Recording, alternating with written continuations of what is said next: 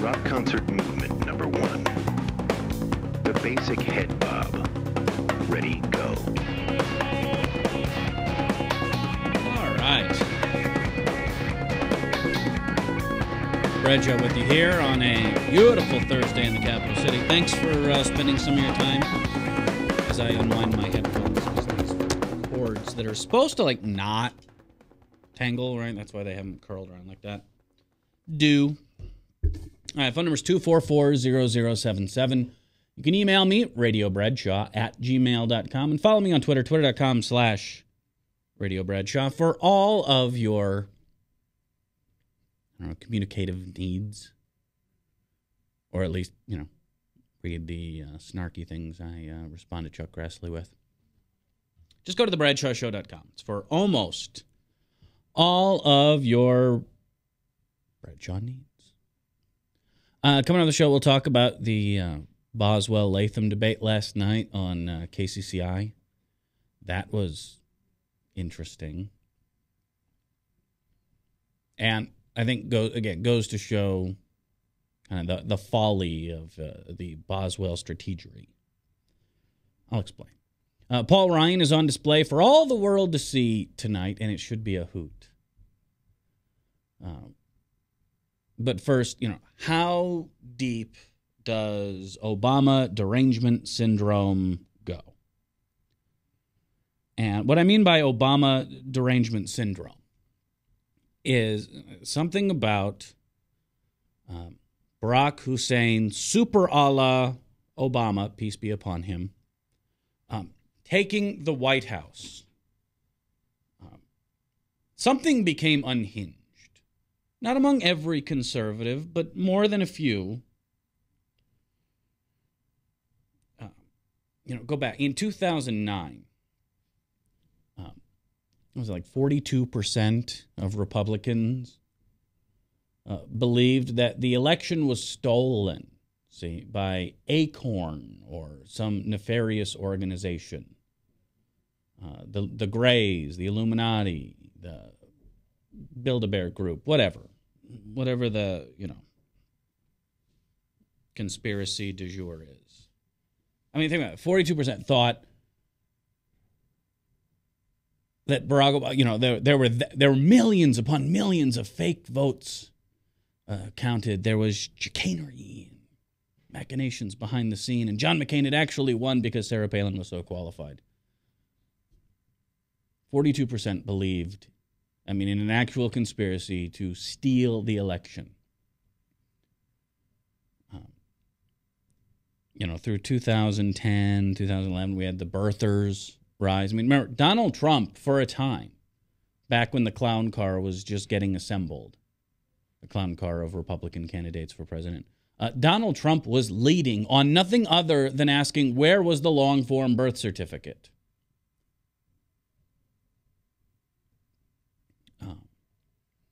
We have Republicans actively rooting against the U.S. economy to the point, last Friday we had a drop in unemployment, and they went out of their mind. Fox News is, conspiracy, or are they cooking the books? Every network that, would have him hosted Jack Welch, former CEO of GE, saying, there's something fishy, Chicago politics at work here. Good news for the American economy, and they lose their minds. One that kind of hits home was the Romney press conference the day after the Benghazi attacks. Literally, bodies were still warm.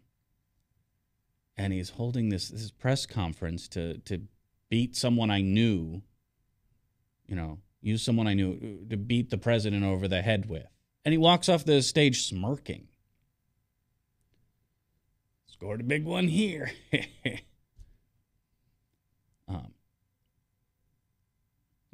Nothing new here. Anyone who lived through the Valerie Plame affair, and if you're not familiar, Joe Wilson handily debunked the theory, which turned out to be wrong, that Iraq was buying yellow cake uranium as part of their weapons of mass destruction program. So I'm sure completely separate. No, there wouldn't be any retaliation for this.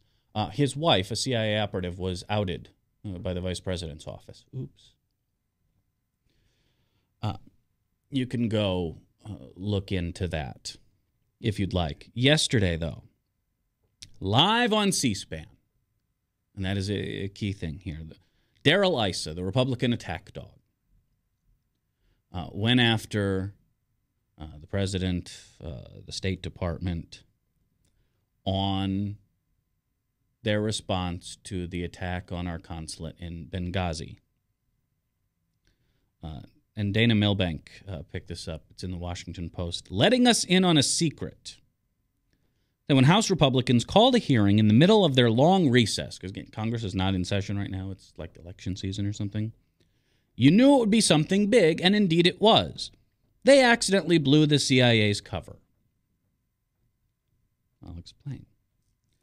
Through their outbursts, cryptic language, and boneheaded questioning of State Department officials, the committee members left little doubt that one of the two compounds at which the Americans were killed, described by the administration as a consulate and a nearby annex, was a CIA base. They did this, helpfully, in a televised public hearing. Representative Jason Chaffetz is a Republican from Utah, and he started the muss and the fuss when a State Department official put up a commercially available satellite photo of the area. And he immediately, point of order, said, we're getting into classified issues that deal with sources and methods that would be totally inappropriate in an open forum such as this. A State Department official assured him the material was entirely unclassified, and the photo was from a commercial satellite. That I totally object to the use of that photo. Said, I was told specifically while I was in Libya I could not and should not ever talk about what you're showing here today. What Chaffetz had done in being a moron was take a benign, photo you could get from Google Earth and say, there's something classified on that.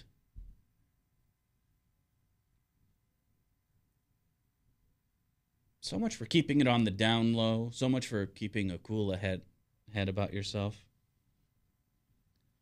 Yeah, it's not like the photo had a big, black. It wasn't like there's a Google Street View secret CIA compound. But in pointing at this photo and go, the gig was kind of up. Darrell Issa, car thief, attempted to lock the barn door through which the horse had just bolted. I would direct that chart to be taken down, he said, although it had already been on C-SPAN. In this hearing room, we're not going to point out details of what still, in fact, may be a facility of the United States government, or more facilities. Wait, who said they were?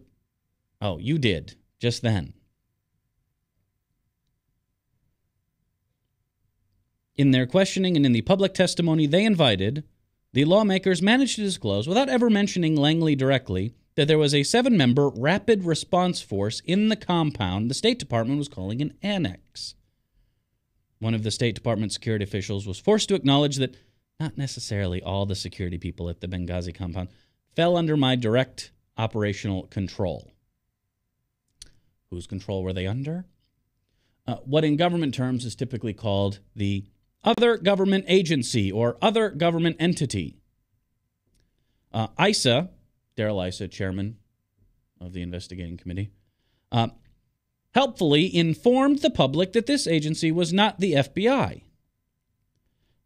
OGA, or other government agency, is typically how Washington Times refer to the CIA.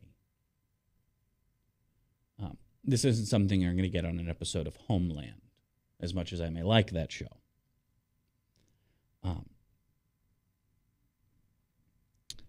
Lawmakers questioning further revealed that the CIA was in possession of a video of the attack but wasn't releasing it because of an ongoing investigative process. Now, Dana Milbank says, or maybe they were referring to the Department of Agriculture, that the Benghazi compound had included a large CIA presence had been reported but not confirmed until yesterday. New York Times had reported that among those evacuated were about a dozen CIA operatives and contractors. The paper, like the Washington Post, withheld locations and details of the facilities at the administration's request. On Wednesday, that withholding was on hold.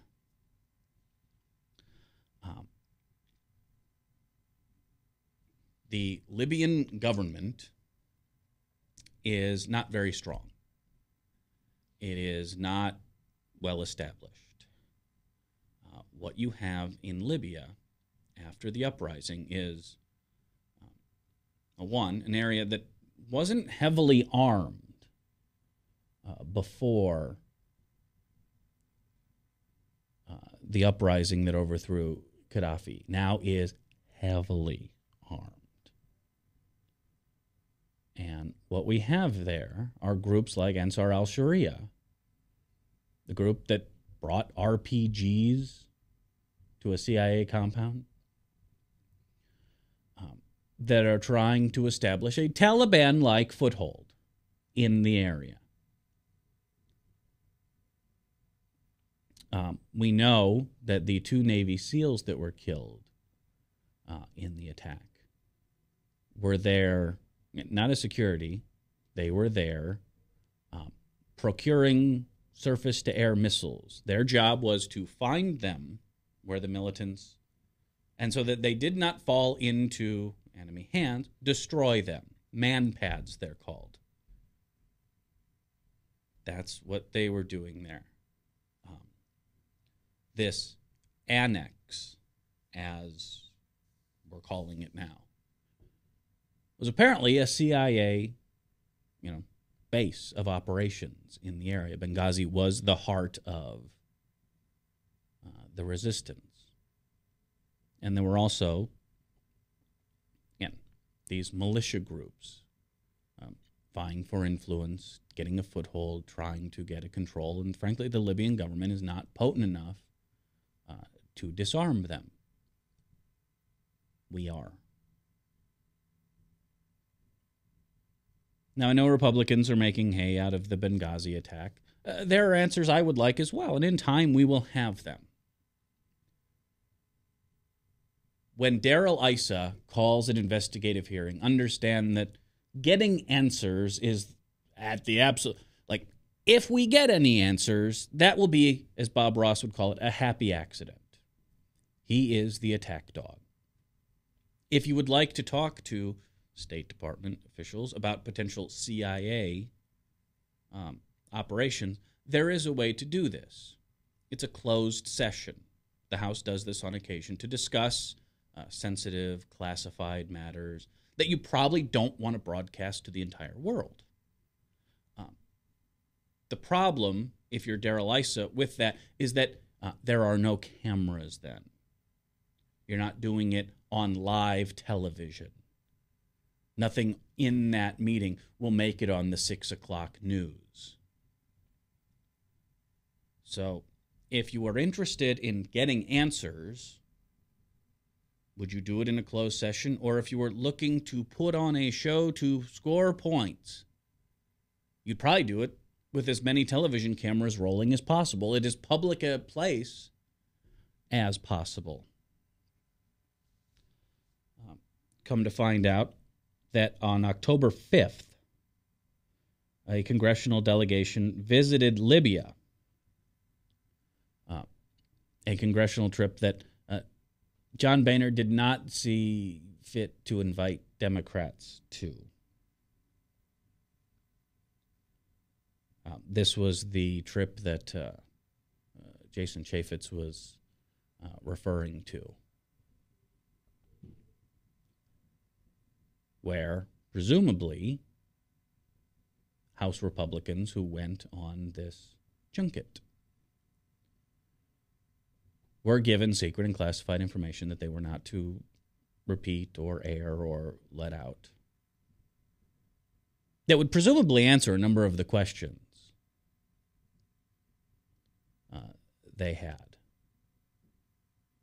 Now, again, I understand. The CIA does rank stuff all over the world. Things that I would like to know about and probably never will. At least not for decades. It's the CIA that says, ooh, you know what we should do, President Kennedy? We should actually perform some terrorism within the United States. We can blame it on Cubans. That will give us the pretense to... That's what they do. I'm not saying it's okay. I'm not excusing it. But I live in the real world. The actual world, in fact, is not filled with Ron Paul presidents, unicorns, and other things you would find in a Lisa Frank painting. Yeah, I'm okay with my government helping out Libya. All right, not so much overthrowing like South American countries because of banana crops. That's a little underhanded. I don't particularly care for that. But when you, again, through your own stupidity, more or less out a CIA operation in Benghazi, I get the impression answers are the least of your concerns. Darrell Issa, Aphids, and the like, were not in session yesterday to get answers. They were there for one simple reason, and that is Barack Hussein, Super Allah Obama, peace be upon him, has a polling lead on Willard Mitt Romney when it comes to national security, and that cannot stand.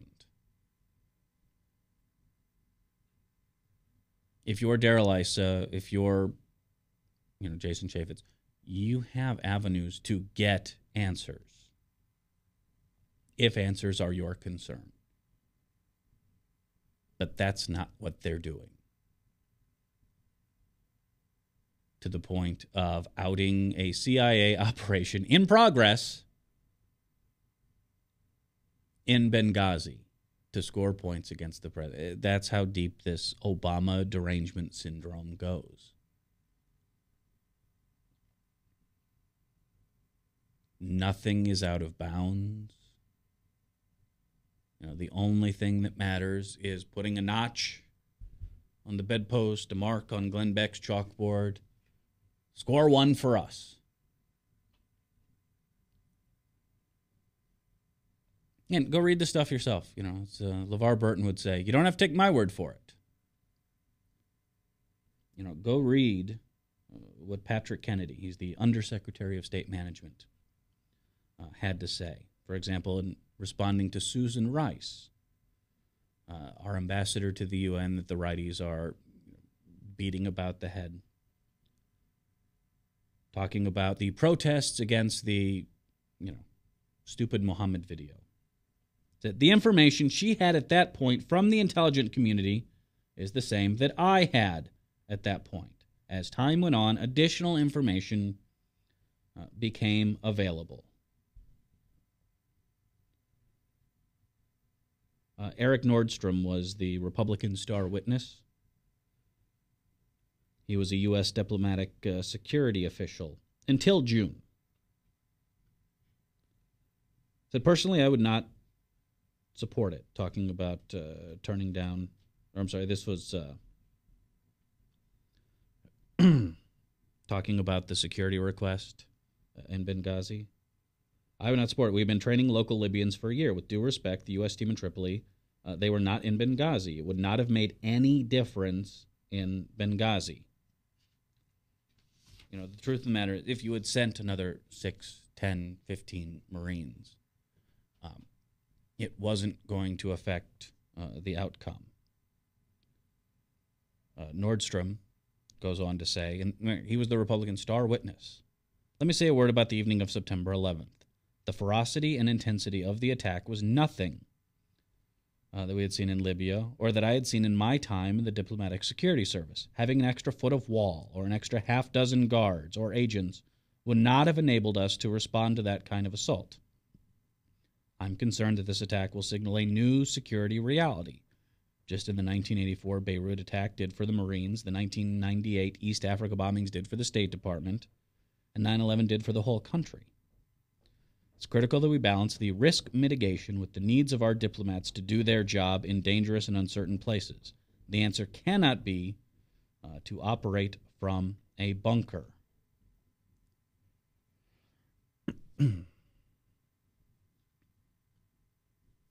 This was Republicans so eager to score a point that, again, getting answers, getting the truth, had nothing to do with it. A live televised spectacle for the 6 and 10 o'clock news. That's what yesterday was about. And they're not even smart enough to do it well. You don't think the State Department knows how to handle sensitive matters? Oh, it was Chaffetz freaking out, and then Darrell Issa then confirming live on TV that started this mess. Yeah, that's how deep the rabbit hole goes. That's what Darrell Issa's job is. Whether it's trying to connect Fast and Furious to Eric Holder in particular, but if we're lucky, President Obama himself. Whether it's, again, trying to beat the president over the head with a dead ambassador. And I guess now he's going to investigate the jobs numbers. Was there a conspiracy at the BLS? As if now, if we're going to cook the books, we're going to start in October. And this is what the Republican Party has become. This is what they do. It's all they've got. So, thank you, congressional Republicans, for outing a CIA operation. Appreciate that. And I guess national security, again, comes second when there's partisan advantage to be had. Just another day in GOP fantasy land. Email me, radiobradshaw@gmail.com. Follow me on Twitter, twitter.com/radiobradshaw. Or just go to thebradshawshow.com for almost all of your Bradshaw needs. Got a link if you just want to listen to the audio feed. We have that. Links to show archives. Like Prego says, it's in there. When we come back, a little bit on the Latham-Boswell debate. It had less to do with the answers each was given. The whole kind of experience was a little sad. I'll explain what I mean. And, of course, the big debate tonight, Biden versus Paul Ryan. And I will give you some examples of what Paul Ryan does on television when we come back. Here on The Bradshaw Show on Webcast One. Thanks for watching.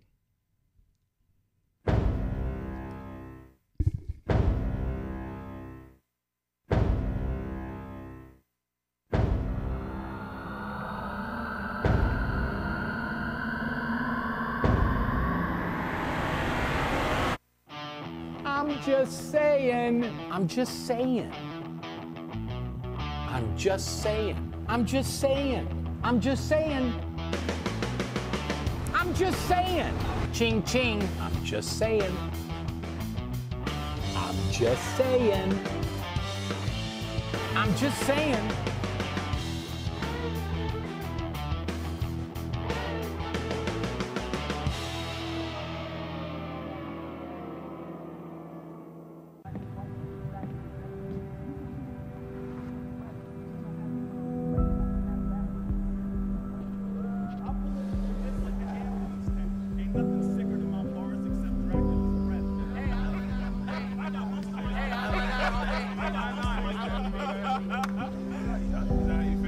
Feeling alone? God knows and He understands. Chat now with someone who cares at groundwire.net. Well, hi, I'm Rob Spearman. I'm a broker owner of RE/MAX Real Estate Concepts in Des Moines, Iowa. Give us a call if you're looking at buying or selling a home, or if you're having trouble on your mortgage payments or looking to purchase foreclosures. We have the agents to help you, experienced, outstanding agents. Our office number is 515-276-2872. Or if you'd like to look at homes, go to our website, homeconnectusa.com. Hi, I'm J. Michael McCoy, and about 20 years ago, I went to a used car salesman by the name of John Hewitt. He had a little shop over there on North 2nd Avenue called John's Auto Sales, and I bought a car. I found that experience to be one that I had never had before from a used car salesman. He was honest, he was dependable, he had integrity, and he did what he said he was going to do. Well, over the years, between my kids and grandkids, I purchased 7 vehicles from John's Auto Sales. And last month, I asked him to be a sponsor. And he said not only would he like to be a sponsor, but he would offer a $100 tithe for every customer that came and bought a car from him directly to the church of your choice. I can tell you about their huge selection. I can tell you about their years of experience. I can tell you about their honest integrity. But all I really need to tell you is that I bought 7 cars, and you can trust them. John's Auto Sales, 5435 2nd Avenue, Des Moines. You need a good ride when you hit the trail. Trust the man with the cars, and he goes by the name of Big John. Big John. Big John. From the RE/MAX Real Estate Concept Studios, this is Webcast One Live. It's time to start. All right, 156, Brett Show with you here on a beautiful Thursday afternoon in the capital city on this 10/11/12. Today should be brought to you by Sesame Street. Kind of like the one thing we all remember from Mr. Rogers' Neighborhood, right, is the crayon factory, which is awesome. Maybe the number one thing we all remember from Sesame Street, I think it was the Pointer Sisters who actually did it, was the 1, 2, 3, 4, 5, 6, 7, 8, 9, 10, 11, 12. I'll stop singing now. The pinball, 1, 2, 3, 4, 5, 6, 7, 8, 9, 10, 11, 12 is today. Absolutely gorgeous. Get outside if you can. What am I doing in here? Kind of stale air. Anyway, last night, Iowa 3rd Congressional District, one of the few places in the country where we have incumbent versus incumbent as the fault of redistricting. Iowa's 5th is gone. So we have new 4th, new 3rd. Basically just cut the states into quadrants. And can I just say, thank Hades we do. We have one of the best and nonpartisan redistricting efforts in the country. And when you go and you look at some of these, gerrymandered to hell and back congressional districts around the country, where it literally be like a block here, like a half a county, and then the district will just run up a road, and then down this, and then another block over here as we try to, game the system for advantage, or as I like to call it, the only reason Texas is going to stay red longer than 2016 are pretty blatant. But you have a case where Leonard Boswell and Tom Latham, both sitting congressmen, running against each other. And again, I am not a fan of Leonard Boswell. Again, he is a very brave guy. A couple distinguished flying crosses. Last year, a home invader comes to his house and he kicks his ass. Boswell is a brave dude until he gets to Congress and becomes a thing that a Lincoln football coach will call you. Topical. I don't know why he just turned... You would support that. What? The firing of the Lincoln football coach. It doesn't surprise me at all. I didn't play high school football, and I admit I don't know the culture. Yeah. Was this particular event, for those of you who don't know, last night the Des Moines School Board voted to fire the coach of the Lincoln football team. The culminating event was a sophomore who tweeted something disparaging about the varsity football team, and then at practice was forced to run. was alongside another player that coincidentally didn't complain. Yeah. Well, he was the fat kid who they were making. But the fat run. kid. But they also, they stuck him in front of the team and let him berate him. And well, they asked him to apologize and he wouldn't do it. No. There wasn't just asking to apologize. Did you read the Des Moines? I read the Des Moines Register's report. No, the school district's report. Yeah, I read it. I understand. I get it. But the verbal taunting, The and foul let him lang- practice with us. Yeah, the foul language isn't okay. But part of their job is to teach people how to be in a team, and part of being in a team is not talking crap about them. So yeah, I completely agree with that. I mean, look, I'm not Kevin Seal sporting fool by any means, but growing up playing, Little League and then getting my state championship 1995 Valley baseball. Thank you very much. Absolutely influenced who I am today. Working as a team, coming together. I've said, we were not the most talented group of players in the state that year. We were just the best team, and that takes a lot of work. And I absolutely credit sports for what I am today. I was a kid that was 0 for 2 years in Little League when I started. Not good, but ended up a state champion. And multiple major leaguers have said I have a nice swing. Thank you very much. Which doesn't help me much as a pitcher, but I'm just, it's nice to hear. It's a left-handed stroke. It's hard to look bad as a left-handed hitter. Well, that's a true statement. People think I look good because I'm a left-handed and I'm not even right form, but they don't care because as soon as you say you're lefty-handed, your form doesn't matter anymore. No. I mean, I've got a sweet swing. I turned myself into a decent hitter, and it took a lot of work. I still have actually scars. Remember Loco Joe's? Mm-hmm. They had batting cages. I don't remember that, but I remember Local Joe's. Well, again, as a teenager of limited means, what they had, it was like a whack-a-mole game, but it had a missing panel. So if you would reach in and around to the right, you could get more tokens.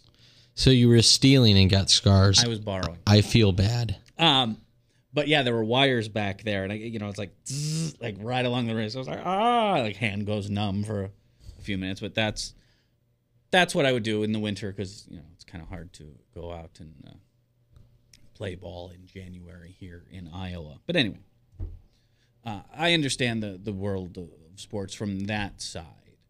But if you go read the Des Moines Register, I think had posted a copy of the actual report that the Des Moines Public Schools, the response to their investigation. One, he was found to lie about a number of things. Not that the complainant and the mom didn't exaggerate, because they did. But if you're the football coach, you are held to a higher standard than the mom of a football player. Sure. And in multiple cases, whether it was a trainer or even a member of the Downs crew, caught him telling untruths. And that right there, okay, that's a strike. It's a pretty big strike. The past incidents. There was one, I guess, last year or the year before, where a player had parked too close to his car, in his opinion. So he rallied other football players to pick up this guy's car and put it on a median, which, one, damaged the car, and two, according to the school district, was unsafe and not very leaderly. And maybe it is funny, though. A little bit. But, hey, that's still... Come on, you never put anybody's car up on, like, cement blocks so that the tires were just almost touching the ground, but not quite. If that had been a player-led prank, then I would be bleep happens. That's that part I didn't... Prank when it was the coaches... I apparently didn't read all of the report because I didn't see that. Not only did he do it, the parents of the player went and got an estimate on the damage, and he, at first, denied. Then he's like, well, it was like a $1,300 damage estimate. So they messed up the underside of the car. And he's like, I'll give you $300. And it wasn't until the parents pressed the issue. But maybe the biggest one was when he was suspended, this Lincoln football coach. Part of that was you were to have no contact with employees of the school district, players, students, etc. He went on and did. Had assistant coaches pull equipment that was his and on loan, and I guess reached out to a few people. So that's the another case of insubordination. The pattern with the incident again wasn't good. The kid involved after that event, feared for his life, safety. He went home in full pads and didn't go back to Lincoln because he was afraid he was going to get his ass kicked. Good. Dropped out of that school the next day and went over to Dowling. There you go. See? Happy story. That's not how an adult handles things. Now he's in a better football team. That's true. That's not saying much, but he is on a it could be better worse. team. He could have been a North football player. I'm sure there was stuff behind it, but that's not how a coach acts. That is not how a leader of men. You are asking for a leadership position, a position of trust, and it's found out you've been pretty much dishonest through this entire campaign.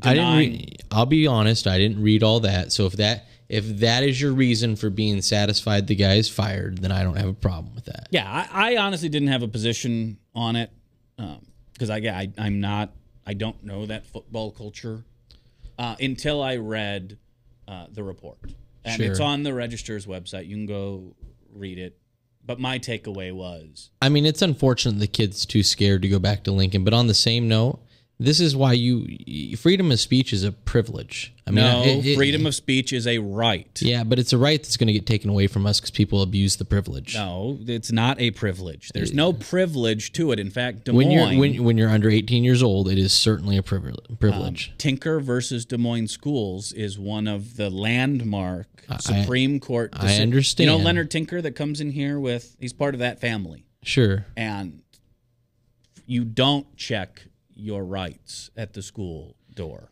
Unfortunately, when you have children and they say whatever they want to say, there's consequences. So, I'm not saying there's not consequences, but you don't get to stifle them. He didn't. He told them to apologize and made him run. I mean, those are consequences. But he also dangled him as fresh meat in front of the varsity football team to the point where this kid was afraid for his safety. Well, and that's where it crosses the line. That's probably, if that's where it crossed the line for you, then it's fine. The kid literally didn't change out of his pads. I don't know what to tell you. He wouldn't go back to that school, and he's probably right. Oh yeah, no. From what I remember of high school, Lincoln's no joke. That kid would have been a target. He would have. Lincoln's not Valley. You know what I mean? Like, you might have got away with that at Valley. No.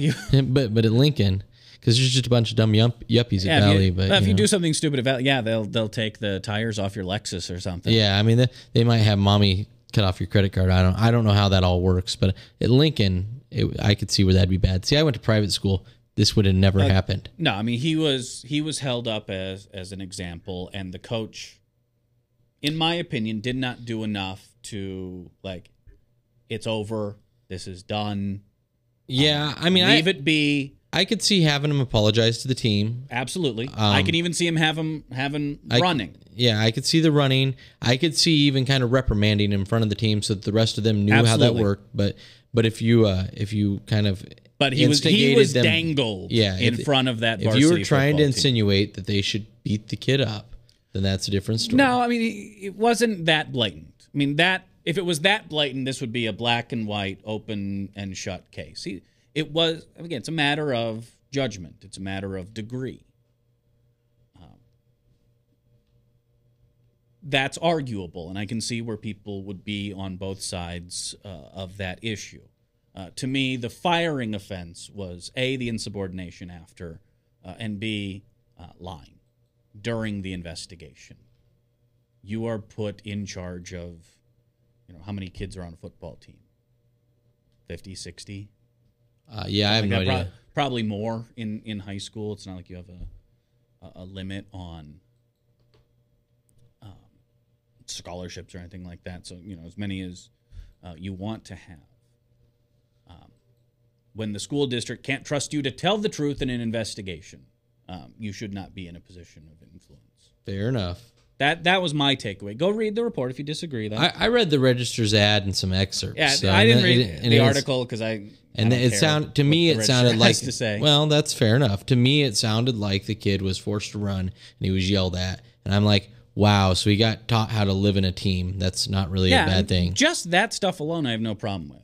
I mean, God, if making kids run, and again, yes, there is a line. But if just making kids run equals corporal punishment, then I was at the Hanoi Hilton. I mean, that was like the first week of baseball practice. Sure. Again, probably not as intense as football because, well, we're a better sport. Well, fatter people play. No, but the part of the first week of practice, at least at Valley, was that all the ages are together. The varsity's there with the freshmen. Every kid who played Little League wants to come out. And part of the weeding out process is at the end of practice, we run a lot. You do laps around the outfield. The coaches will, everyone takes a ball, right? And so it's running at a decent pace, around the outfield wall and around the back of the infield, and then the coach would, throw the ball and you got to go get it. And a lot of kids don't want to do that, and that's a good way to weed out those who probably don't really want to be there. In reality, and it wasn't any form of punishment. It wasn't. That was just I got it done.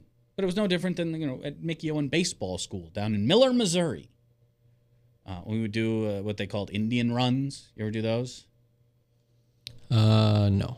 A long line of kids and doing the same thing, running around the field, and then the one in the back has to sprint and become the one in the front. Yes, yeah. And then you do that. I played all 1 the way year around. of soccer, so we got nothing in common here. Capri Sun and orange slices. Yippee. Well, I went to Des Moines Christian. We had soccer and basketball, and I'm 5'8", so it was a pretty easy decision for me. Wow. Don't they have a decent baseball team for being a school that size? Well, now they do. When I went, they didn't have a football. They got a football team, swimming team, baseball team. I didn't have that.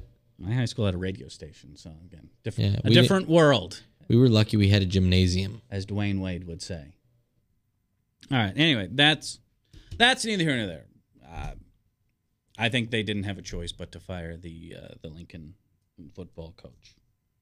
All I know is Coach Crawford would never do stuff like that. Okay, maybe he did. I didn't. Coach Moore never did.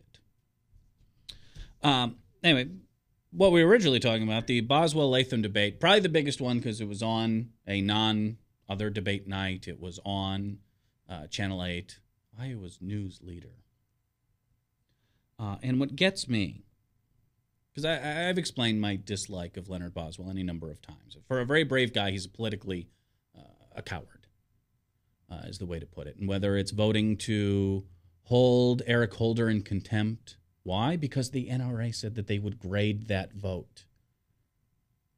So if the Attorney General has to go under the bus, so Republicans to try to score political points, well, then the Attorney General has to go under the bus. That's what they teach you in the military, right? Every man for himself, that's their motto. No? Do I look like I went to the military? It's part of the joke. Never mind. In addition, he's a blue dog in an area that, with Polk County, there's a Democratic advantage in registration. Didn't need a blue dog. And frankly, Leonard Boswell isn't excited about representing me in Congress, and the feeling is mutual now. He started it. But last night, watching this debate, and Tom Latham, look, is an empty suit. The only claim to influence, he really has, is I'm good friends with John Boehner, probably the weakest speaker, in a generation of the House. He's not fit to wear Nancy Pelosi's high heels. And he's got Eric Cantor, knife to the back, ready to go. And if the Republicans hold on to the House but lose seats, expect that to be a fun fight for speakership. Without Boehner. I mean, he's nothing. One of the things that Boswell brought up last night was Latham's healthcare bill is sat without a co-sponsor for 2 years. You're not. What do you do there? I mean, at least Boswell does bring home the bacon. Again, pork is only something that happens in someone else's district. When it's a road project in your district, it is wonderful, progress. That's why even Steve King, who rails against the stimulus at every opportunity, shows up for groundbreakings and ribbon cuttings of stimulus projects. Again, he appeals to the stupid. He is not stupid. But last night, it was, Tom Latham trying to paint Leonard Boswell as some sort of arch-liberal. I don't get the Republican fascination there. We liberals don't like him because he spends too much time agreeing with you. And this is kind of the ultimate miscalculation of some blue dogs. Now, there are some, you go to like a state with Dakota in the title. A blue dog there makes sense. That is the only Democrat that's going to get elected. I might not be a huge Joe Manchin fan, but you take what you can get. My beef with Leonard Boswell is that we haven't needed that in Iowa 3. We still don't. You can run as, a Democrat. If you're going to run as a Republican light, why wouldn't you expect voters to choose the real thing? Sometimes you can get lucky and they're going to run a head case like Brad Zahn against you. But now you're facing an incumbent congressman, and even if he is an empty suit. I mean, if the best attack you got on Leonard Boswell is he does negative ads. A politician running negative ads, this is unheard of in 2012. And that he stands with Nancy Pelosi. That tells me you don't have any argument against him. Other than he's got a D next to his name, and everyone with that is bad. So it's one of those, again, I don't really care who wins. I think they're both terrible. But if that's the best attack you have against Leonard Boswell, you don't have an attack. Which is kind of sad. All right, 244-0077. Email me at radiobradshaw@gmail.com. And you can follow me on Twitter, twitter.com/radiobradshaw. When we come back, Lion Ryan, multiple choice Mitt, it's debate night in America. Can we get Hank Williams Jr. to do some theme music? We'll talk about that and more when we return here on The Bradshaw Show.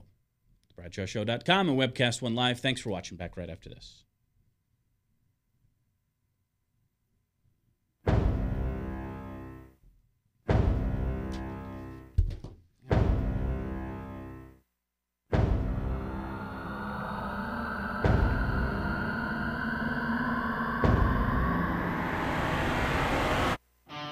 I'm just saying. I'm just saying. I'm just saying. I'm just saying. I'm just saying. I'm just saying. Ching ching. I'm just saying. I'm just saying. I'm just saying.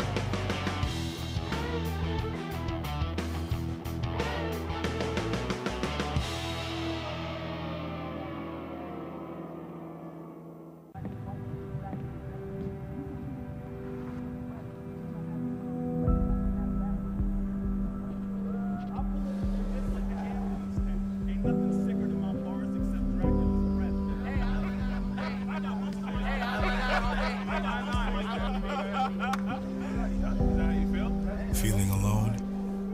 God knows and He understands. Chat now with someone who cares at groundwire.net. Well, hi, I'm Rob Spearman. I'm a broker owner of RE/MAX Real Estate Concepts in Des Moines, Iowa. Give us a call if you're looking at buying or selling a home, or if you're having trouble on your mortgage payments or looking to purchase foreclosures. We have the agents to help you, experienced, outstanding agents. Our office number is 515-276-2872. Or if you'd like to look at homes, go to our website, homeconnectusa.com. Hi, I'm J. Michael McCoy, and about 20 years ago, I went to a used car salesman by the name of John Hewitt. He had a little shop over there on North 2nd Avenue called John's Auto Sales, and I bought a car. I found that experience to be one that I had never had before from a used car salesman. He was honest, he was dependable, he had integrity, and he did what he said he was going to do. Well, over the years, between my kids and grandkids, I purchased 7 vehicles from John's Auto Sales. And last month, I asked him to be a sponsor. And he said not only would he like to be a sponsor, but he would offer a $100 tithe for every customer that came and bought a car from him directly to the church of your choice. I can tell you about their huge selection. I can tell you about their years of experience. I can tell you about their honest integrity. But all I really need to tell you is that I bought 7 cars, and you can trust them. John's Auto Sales, 5435 2nd Avenue, Des Moines. You need a good ride when you hit the trail. Trust the man with the cars, and he goes by the name of Big John. Big John. Big John. From the RE/MAX Real Estate Concept Studios, this is Webcast One Live. It's time to start. So looking forward to the debate tonight. Concert movement number 1. Republicans stopped referring to Joe Biden as a drooling mongoloid gaffe machine. That's been the message now for months, but in the debate expectations game. Like, I already know they're trying to play the refs. Martha Raddatz is the moderator tonight. Obama was at her wedding, was the line yesterday. Now, according to the Paul Ryan campaign, we have no qualms with her. And if you actually look at some of Martha Raddatz's reporting, like when she says, like, foreign policy is a foreign language to Democrats. Okay. Probably safe there. They're playing the expectations game. But normally you start talking about how the other guy is the master debater, and he is, the most wizened man ever, and he's great on stage. And our guy, don't know if he can compete. Republicans have put so much effort, though, into, Biden is just a silly gaffe machine. I haven't listened to any, Limbaugh today to know what he's spouting about the expectations game. I can tell you that I am very much looking forward to tonight's debate. If for no other reason, then if Fox News can get under Ryan's skin. Dan, can you bring up the clip that Paul Ryan refuses? This is him talking to Chris Wallace on Fox News Sunday. I mean, on Fox News, the homest of home fields, the friendliest of territories. And the master of the budget. So briefly, let's go through the plan. The Obama camp says, independent groups say, if you cut those tax rates for everybody 20%, it costs $5 trillion over 10 years. True? Not in the least bit true. Look, this just goes to show if you torture statistics enough, they'll confess to what you want them to confess to. That study has been so thoroughly discredited. It wasn't even a measurement of Mitt Romney, his policy. Here's what we're saying. Well, how much would it cost? It's revenue neutral. It doesn't cost $5 trillion. I'm just talking about the cut, and we'll get to the deductions, but the cut in tax rates. The cut in tax rates is lower all Americans' tax rates by 20%. How much does that cost? It's revenue neutral. Well, it's not revenue neutral unless you take away the deductions. That's where I'm asking you, and we're going to get to that in a second. The first half, lowering the tax rates. How much does that cost? $5 trillion? No. Look, I won't get into a baseline argument with you because that's what a lot of this is about. We're saying limited deductions so you can lower tax rates for everybody. Start with people at the higher end. Here's the way it works. I've been on the Ways and Means Committee for 12 years. Both parties, Republicans and Democrats, have junked up the tax code with so many giveaways and special interest tax breaks. What we're saying is you keep your money in your pocketbook, in your business, in your family in the first place. The way it works today is... You freeze up? Okay. You get the gist. Like, he won't even answer Chris Wallace's question on Fox News. How do you think he's going to handle Joe Biden? And that is the Romney, tax cut plan. 20% across the board cuts, which does cost $5 trillion. This comes from the Tax Policy Center. Now, the, Romney explanation is we're going to cut deductions. Won't say which ones, because you might be a fan of that particular deduction. And then through the magic of economic growth, they will be revenue neutral. Now we're going to get to the Luke Skywalker clip, right? Oh, we are. because I want to make sure that we don't miss that. We can't go over pixie dust. You know, he's like the underpants gnomes. Step 1, step 2, question mark, question mark, question. Step 3, profit. And he can't even. If you can't handle Chris Wallace, how are you going to handle a national debate? That's the other big issue, of course, is Paul Ryan. Yeah, Newt Gingrich is what a stupid person thinks a smart person sounds like. Paul Ryan is what a stupid person thinks a wonk sounds like. He is the author of the Paul Ryan budget, which turns Medicare into a voucher program, or health stamps, as I like to call it. In the past couple of weeks, Republicans have tried to run away from this. This was Mary Matlin and Paul Krugman. And listen to Matlin say, it's not a voucher program, you're lying.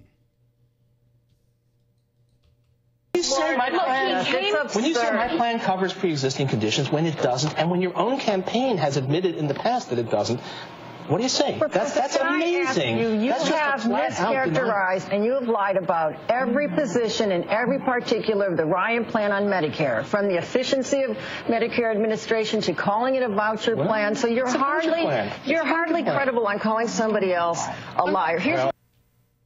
So it is now a lie to call the Paul Ryan Medicare voucher program a voucher program. Well, here's Paul Ryan describing his Medicare program. The entitlements themselves, you can't freeze those at the level. No, what I do is I propose a lot of different changes. It takes me two shows to go through it. Means testing our entitlement programs, optional personal retirement accounts for Social Security, converting Medicare into a defined contribution sort of voucher system with extra assistance for low income, means testing higher income. Is Paul Ryan a liar now? It's not like that's the only time he's ever called it a voucher program. It does. It turns Medicare as we know it into, here are your health stamps, good luck on the private market. That's his way of saving money by passing the costs on to you. It'll be fun to watch him try to run from that. If the Republican position these days is, now it's not a voucher program. Although, to be fair, it is kind of hard to pin Republicans down on anything these days. Ask the Register's editorial board when they met with someone who was claiming to be Mitt Romney and his talk about abortion legislation, which then 2 hours later is walked back. I don't know. All I know is this. Tonight should be fun. For those of you like myself who found the first debate painful, wondering where the president was, I don't think we will have that problem tonight. Tonight should be a hoot, and we will talk about it tomorrow. But yes, before we go, this is something I absolutely positively have to get to, because when Luke Skywalker talks, I listen. I don't know about you. Mark Hamill, I guess, has come out as like an arch-Democrat in the past couple of months. Last night was on Current TV, and I'm sure the dozens of people watching were enthralled, but he was comparing later.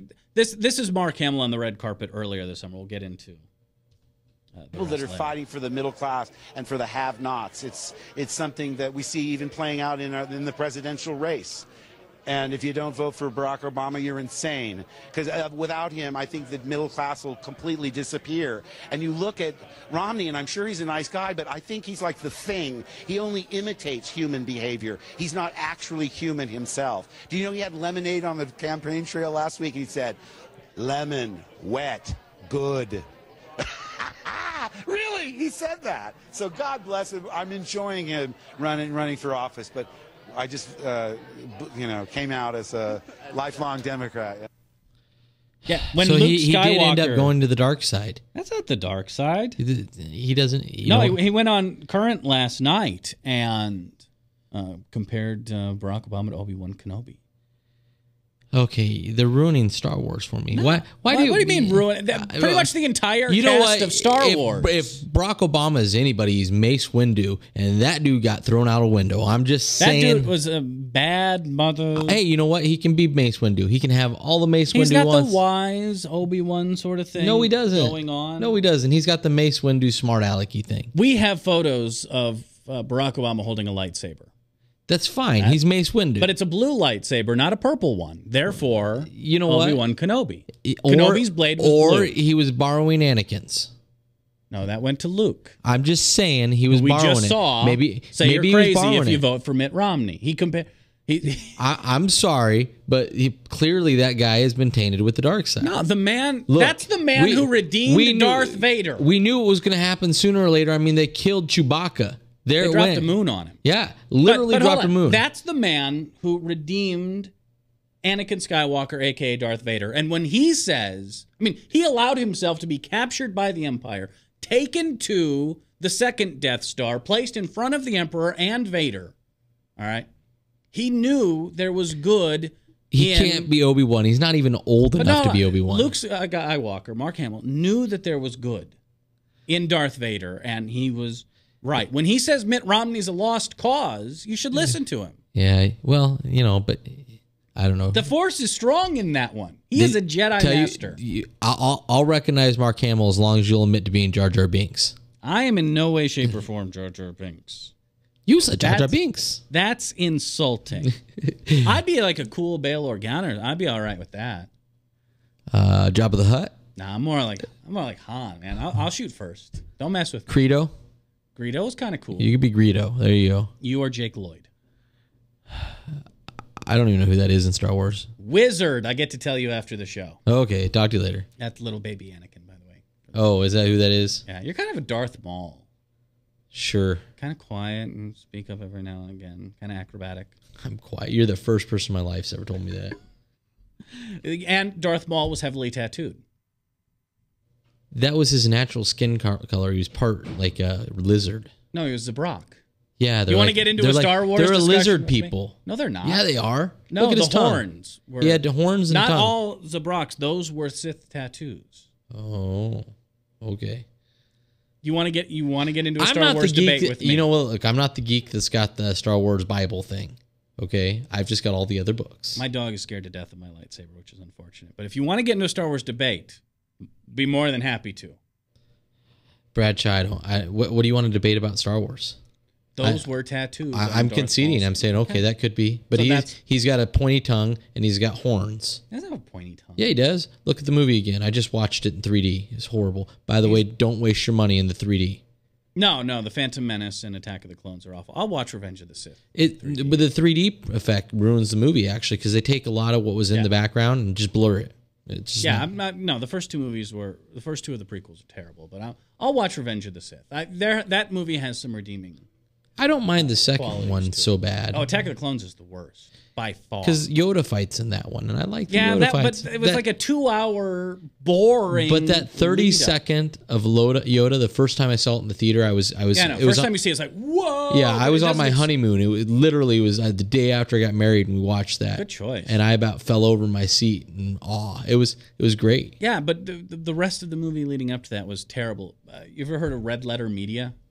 Yes. And they're like multi-hour takedown of the Star Wars movies. Sure. Have you ever watched those? No, I've never watched the takedown. Next time you have like a boring afternoon, I know you're flying tomorrow. Sure. If you can download a copy of it, it is well worth the watch. It is. Okay, I'll take it. Because in addition to the Dead Hooker storyline, which I don't really know about because it's done kind of in a novelish manner, the absolute takedown, cut off at the knees, or another, appendage if you want to get into that, that they do to George Lucas and his movie-making ability, and more importantly, his decision-making along the way, is absolutely dead on, spot on. Sure. And you'll find yourself, I didn't like that part, and I didn't know why, and now he put words to it. So Red Letter Media's I'll have to look review of the Star Wars prequels is an amazing feat in YouTube technology. All right, I got to scoot. Email radiobradshaw@gmail.com. Be live tweeting the debate tonight. Follow me, twitter.com/radiobradshaw. These events are always a hoot. And we'll come back and reconvene tomorrow with the post-game analysis. It will be fun. I'm calling my shot now. See you tomorrow. Thanks for watching.